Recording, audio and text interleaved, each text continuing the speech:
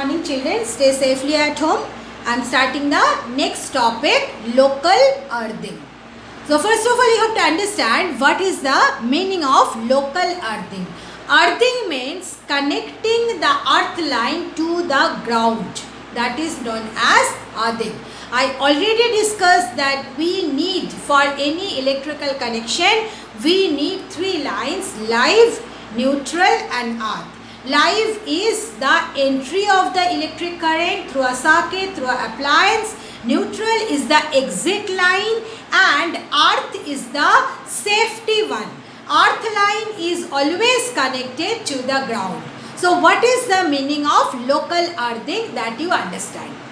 Near the kWh meter, you know that whenever the electric line it enters into our household, then how it enters? First is in the live line company fuse is there. Then what will happen? The kWh meter is set. Before it is getting connected to the main distribution box, anything, first is the electric meter, so that the electric company can measure how much electricity is consumed. So after the kWh meter, the main distribution box is set up. Now between this kWh meter and the main distribution box, earth line is connected to the ground in a special manner. So that is known as the local earthing. So what is local earthing? What you can write? Connecting the earth line of the main circuit to the ground in a special way near the kWh meter. So these are the main points, you have to highlight it. Where do we connect the earth line of the main circuit? Near the kWh meter. It is in between the kWh meter and the main distribution box or the main switch. It is connected to the earth. Earth line is connected to the ground. Now the question is that what is the special way we connect the earth line to the ground? What is done? Near the kWh meter, a 2 to 3 meter deep hole is dug on the ground, inside the ground. Then within that 2 to 3 meter deep hole, first of all a hollow insulating pipe is inserted. Alright. Now, the hollow insulating pipe. What is done? First one, thick copper line, it is connected to a thick copper plate. Okay, it is welded nicely here. A thick copper plate. What is the dimension of the thick copper plate? 50 centimeter by 50 centimeter, means 50 centimeter length, 50 centimeter breadth. A copper plate is nicely welded with a thick copper line. Then it is covered by the hollow insulating pipe. Then it is put inside the 2 to 3 meter deep hole dug. Alright. Then what is done? Over the copper plate, a charcoal and salt mixture is sprayed. First of all, what is done? Over the thick copper plate, a mixture of charcoal and salt is sprayed nicely. Alright. Then the hollow portion, this hollow part, it is filled up by sand. Clear? And this thick copper, it is connected to the earth line. So this is the way local earthing done. I am repeating what is done. 2 to 3 meter deep hole is dug within the ground near the kWh meter, and then a thick copper where is welded nicely with a thick copper plate. The dimension of the plate is 50 centimeter by 50 centimeter. Then above the thick copper line, one hollow insulating pipe is inserted, and then it is put within the hole dug, and then over the thick copper plate a mixture of charcoal and salt is sprayed, and then over that the sand is the remaining part of the hollow insulating pipe is filled up by sand. And it is always advised that when it is a dry season, during winter or when weather is very dry, that time to time you must pour water within it. We don't do, but it is advised that you do it. That what you have to do, pour water within this. Why? Because it will be moist and it will be more conducting. Now here, why the charcoal and salt mixture is sprayed on the thick copper plate? Because charcoal and salt mixture make the earth connection more conducting. It just help the current to easily pass to the ground. Now the question is that why local earthing is done? Why all these things, trouble we are taking? We are connecting the earth line to the ground in this special manner. That we have to understand. Now why it is done? Firstly I said it is for safety purposes. Okay, safety of what? Safety of the appliance, safety of the circuit, safety of the user, everything together. Now what happens, due to some reason, if the current in the circuit just crosses the maximum limit, then what happens, it may cause fire. It may cause fire in the main circuit. It may damage all the appliances connected in the circuit. Alright. So what will happen if there is a earth connection, there is a earth line which is connected to the ground, then what will happen, when the excessive current will pass through the earth line to the ground without damaging the main circuit, without damaging the appliances, without causing damage to the user. Alright, so that is the reason that local earthing is needed. So I am writing point wise that why local earthing is needed. You please note down the answer point wise. So this is the answer that why local earthing is needed. How to write? If due to some reason an excessive current flows through the lines, means the live, neutral, earth all, then what will happen? The current will pass through the earth line if there is local earthing. Otherwise, what will happen? The lines may get overheated and it may cause a fire, and it may also damage the appliances. Then the next is, this is local earthing, means you are connecting the entire circuit to the ground. Then it is coming the earthing of an appliance. Next is earthing of an appliance. Earthing of an appliance means connecting the metallic case or the metallic body of any appliance to the ground through the earth line. Alright. Now how it is done, you will see that almost all the appliances are having the metallic body. Then on the metallic body it is coated or painted by insulating coating. Now that insulating paint is removed at certain point, okay, and then that point is connected to the earth line of the 3-pin plug. Okay, so this is the way the appliance is connected to the ground, and this is the process is known as earthing of an appliance. Now the question is, why earthing of an appliance is needed?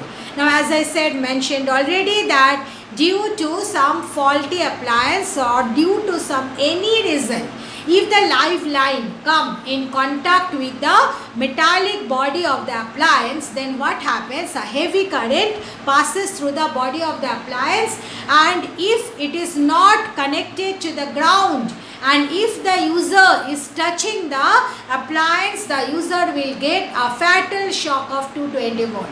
Alright, but if the appliance is connected via the earth line to the ground, then what will happen? The moment heavy current will come to the body of the appliance, then the current will, through the earth line, the current will go to the ground, or it may blows off the fuse present in the circuit. Two things may happen.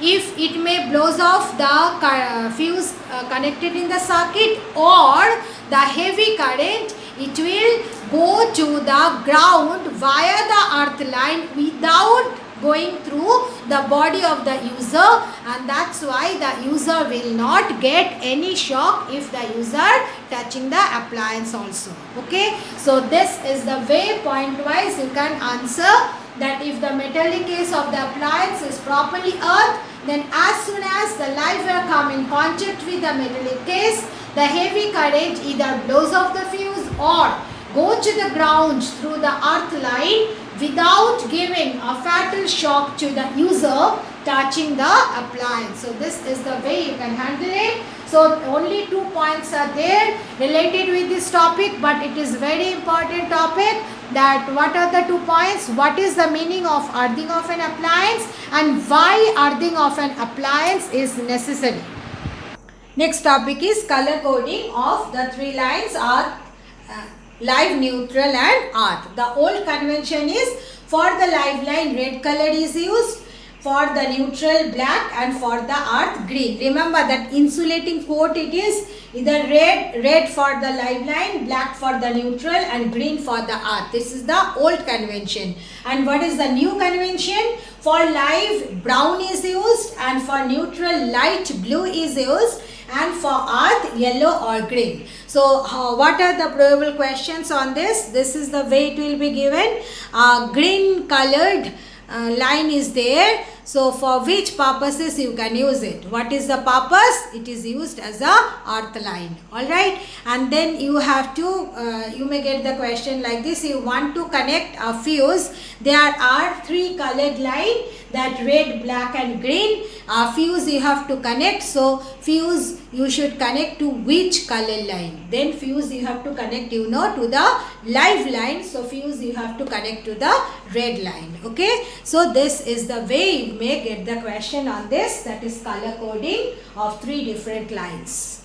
But you must remember what are the old convention as well as the new convention for the 3 lines. Now next topic is the high tension cable lines. High tension cable, I hope everybody has observed the overhead cables which transmit the electricity at 132 kilovolt. Now why it is known as the high tension line? Because it is not only having very high voltage, it also carries a heavy current. Alright, as the voltage is high as well as current is heavy, it is known as the high tension line. Now what are the main 2 characteristics of the high tension line? That high tension line should have high melting point. Why? As it is allowing a heavy current to pass through it, we know that heat produced is given by I square RT. So it is square of the current. So current is very high. So the amount of heat produced is very high. So if you do not use a material of high melting point, it will easily melt and break. So that's why the first characteristics of the high tension cable line is high melting point. And secondly, it should have large surface area. Now, why it should have large surface area? Large surface, for this there are 2 reasons. Large surface area will help to radiate the heat produced faster to the surroundings. And secondly, large surface area means when the cross-sectional area increases, then resistance decreases. So when the resistance decreases, it allows the heavy current or high current to pass through it. Alright. Now here another interesting point regarding the high tension line is that, as I said, it is large surface area. Large surface area means what? That the cross-sectional area is bigger, but we generally do not use for high tension line a single line of large surface. Okay, rather what is done, that insulated thin lines are taken and they are twisted like this. If you get the chance, you must have a look on the overhead cables. You will see that the thin insulated lines are twisted this manner to give a large surface. Why? This is due to the fact, this one it is just for your information. Those who are having interest in science, they only can note it down. Otherwise, if you do not understand, then also there is no problem in it. Now here you see, whenever electricity is transmitted from one place to other, generally there are two types of electricity or electric current, that is the direct current and alternating current. Now we use alternating current. So this alternating current always exhibit one phenomena that is known as skin effect. What is the skin effect? That if you take, suppose you have taken a very thick line like this, Then if the alternating current pass through it, then alternating current always passes through the skin of the line.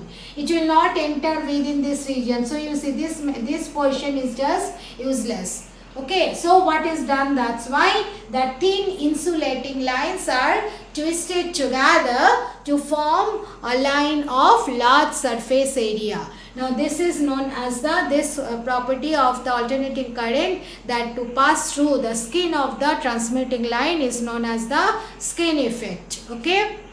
So that's all about the high tension lines. So regarding high tension lines, these are the points you have to remember. Okay, that it has high voltage, heavy current, high melting point, large surface area. Why large surface area? Because it helps to radiate the heat produced faster, first point, and secondly, it decreases the resistance and allows the current to pass through it easily.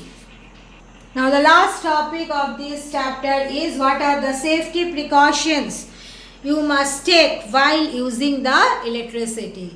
The first point is that whenever you are making an electric circuit, then proper current rating fuse should be used.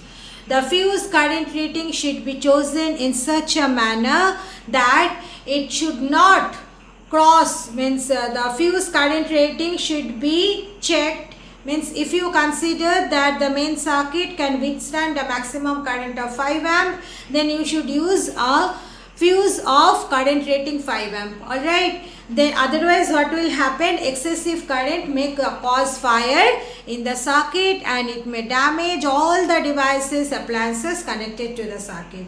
Then secondly, whenever it is the question of an appliance connected, then the means electric, what I can say, that damage or any kind of electric shock or anything may happen due to the three things. First is proper insulation is not done.